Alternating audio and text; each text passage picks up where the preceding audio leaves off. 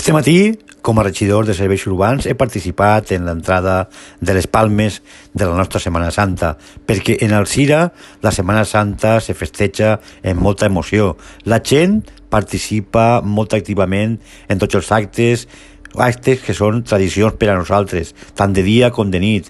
Els carrers es converteixen en espais on es mescla la música dels tambors, el colorit de les flors i de l'art de les nostres escultures, creant així una imatge molt commovedora del nostre poble. Alzira és un poble viu al que els visitants es troben agradables i disfruten de la nostra estància en esta Setmana Santa.